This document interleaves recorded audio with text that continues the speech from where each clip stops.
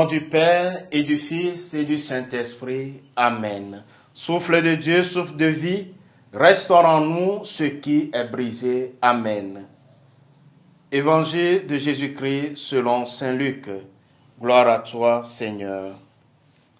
En ce temps-là, Jésus disait aux foules, « Quand vous voyez un nuage monter au couchant, vous dites aussitôt qu'il va pleuvoir, et c'est ce qui arrive.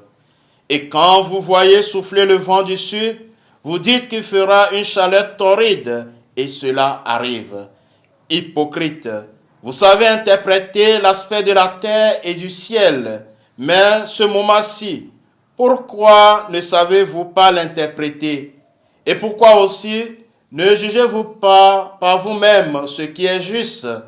Ainsi, quand tu vas avec ton adversaire devant le magistrat, pendant que tu es en chemin, mets tout en œuvre pour t'arranger avec lui, afin d'éviter qu'il ne te traîne devant le juge, que le juge ne te livre à l'huissier et que l'huissier ne te jette en prison. Je te le dis, tu n'en sortiras pas avant d'avoir payé jusqu'au dernier centime. Acclamons la parole de Dieu. Louange à toi, Seigneur Jésus. Frères et sœurs dans le Seigneur, en ce vendredi 25 octobre 2024, vendredi de la 29e semaine du temps ordinaire, année B, dans l'évangile de ce jour, Jésus nous demande de regarder dans notre vie quotidienne les signes qui nous permettront de diriger notre vie et de porter un jugement sur les réalités du monde.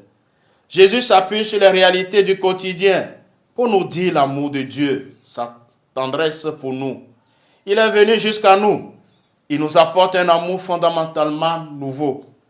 La présence de Jésus est pour nous le signe de l'amour infini de Dieu et recevoir le don de Dieu consiste alors à accueillir le don surabondant de cet amour gratuit donné en Jésus-Christ. Pour reconnaître les signes des temps, il nous faut croire que c'est le même et unique Esprit de Dieu qui agit dans l'univers et dans le cœur des hommes.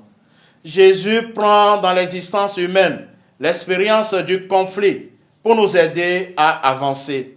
Il nous faut régler nos différends avant d'arriver chez le juge. Sinon, le juge prendra nos biens et nous nous retrouverons dépouillés. Jésus nous situe par rapport à Dieu à qui tout appartient. Nous pouvons tout lui remettre dans une attitude d'adoration car tout vient de Dieu et tout repart vers lui.